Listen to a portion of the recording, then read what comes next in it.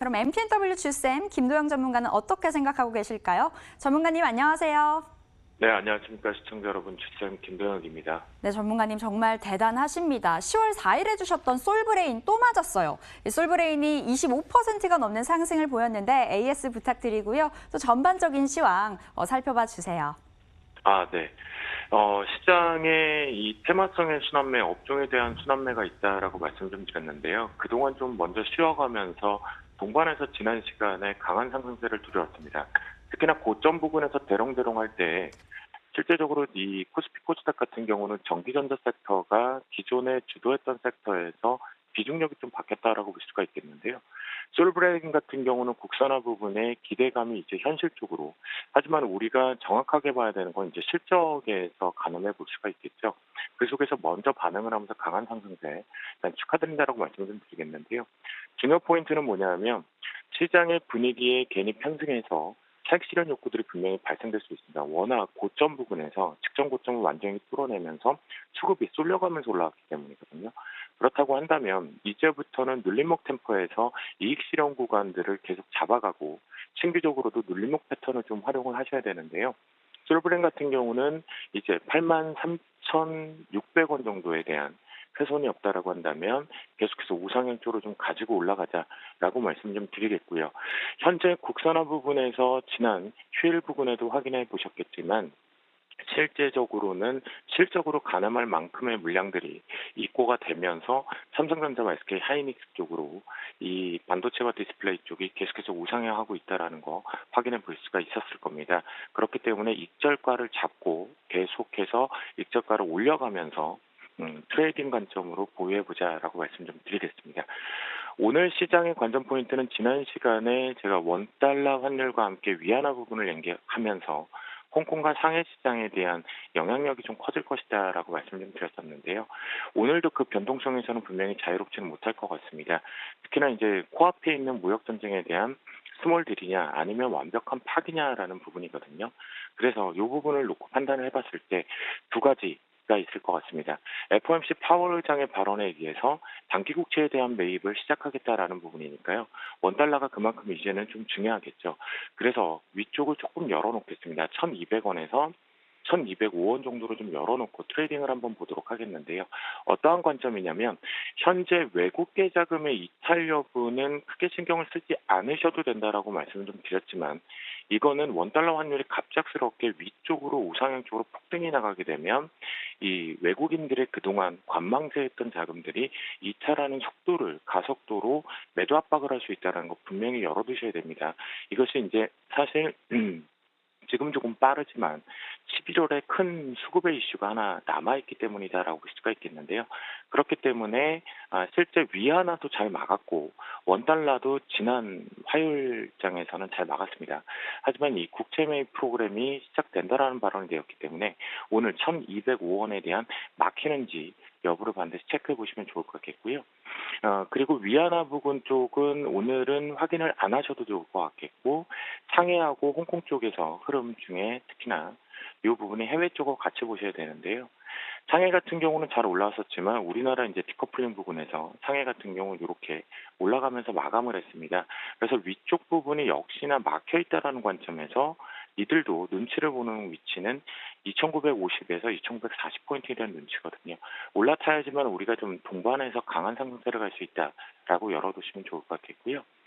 특히나 이제 미중 무역 전장에 대한 우리가 알 수 있다라면 참 좋을 텐데 이게 정치적인 지정학적 리스크 부분에서 두 가지 포인트를 하나 볼 수가 있습니다.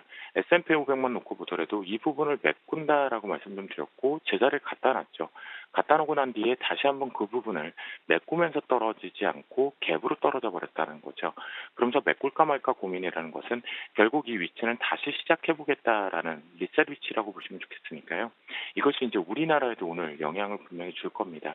그래서 요거를 파생 시장 쪽으로 조금 엮여가면서 해석을 해보면요. 오늘 우리나라 시장은 옵션 만기를 앞두는 시점에서 두 가지 자리에서 싸움이 베이시스를 감안해 놓고 보면 첫 번째 위쪽 부분이 274대에서 한번 싸움의 공방이 한번 생길 것으로 판단이 되어 있겠고요. 위쪽으로 올라가게 되면 여기가 아주 심한 싸움이 붙을 것으로 판단이 됩니다. 또는 밑에 하단부에서는 269대에 269대에 싸움이 크게 걸려들 건데요. 그 이유는 뭐냐면 사실은 양광 구조에 들어와 있는 시점이지만 앞에서 실제적으로 이슈가 휴일을 이용해서 많은 것들이 나왔기 때문에 수급의 한번 싸움이 일명 여러분들이 이제 만긴 날은 돈을 가지고 활용을 한다라고 하잖아요. 한쪽으로 쏠림이 발생될 수 있기 때문에 이 부분을 베이시스를 감안했을 때 전투 지역 둘 중에 한쪽에서 결제가 될 건데 이쪽에 가운데서 막혀버리게 되면 10월 달 장세가 무지하게 비추세 구간으로 흔들어대는 장세로 완벽하게 바뀔 수 있다라고 열어두시면 좋겠습니다. 둘 중에 한 마디 쪽으로 올라가는 게 가장 좋겠다라고 말씀 좀 드리겠고요.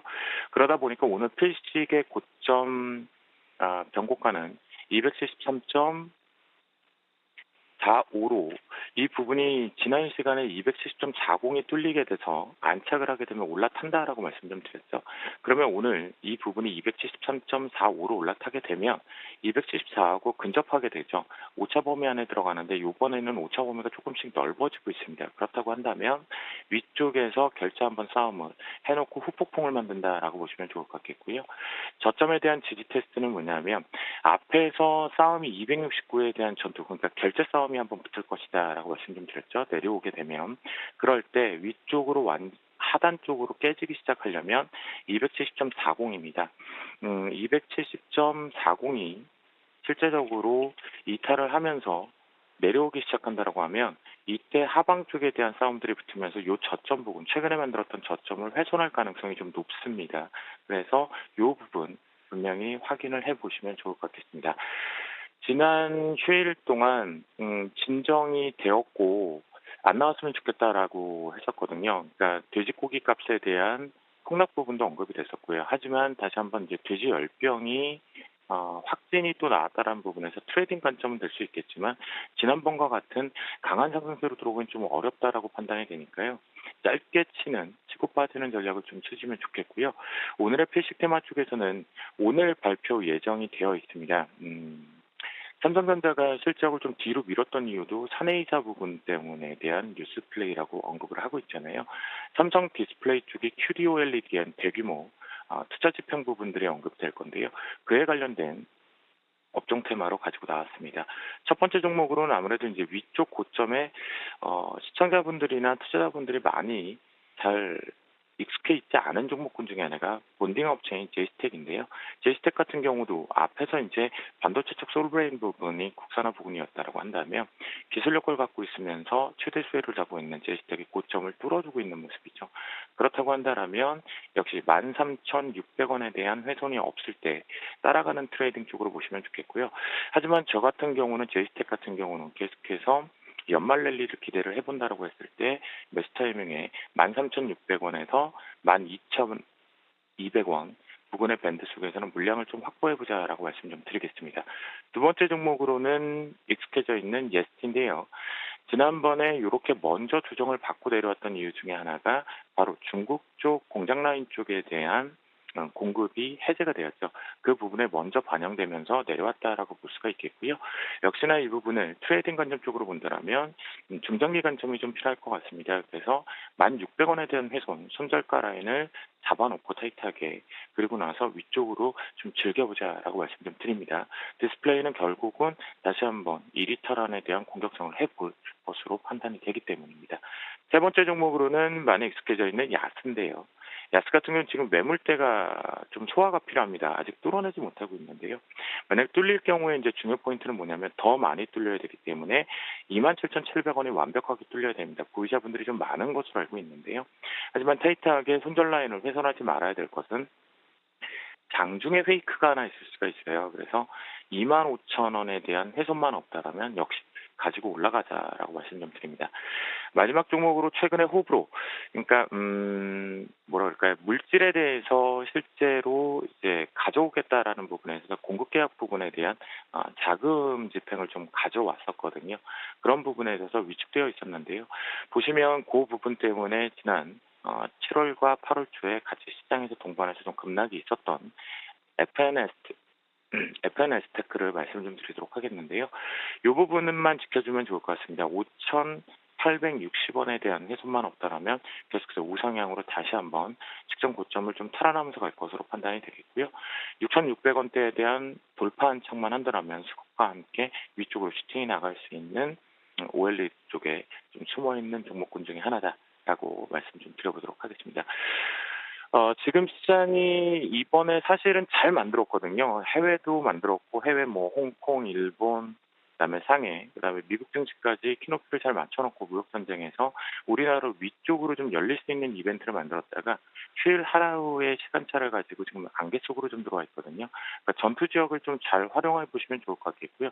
저는 현재는 여전히 짧게만 말씀 좀 드리는 종목은 음봉에 대한 공포 매수 타이밍, 그러니까 비중을 확대하는 전략이지 추격 매수를 전혀 안 하고 있는 시장의 부분이다라고 말씀 좀 드리고, 이 부분의 해제 여부는 다음 주 정도에 좀 확인이 될 것으로 판단이 됩니다. 오늘도 화이팅 하시고요. 같이 외치도록 하겠습니다. 오늘도 주식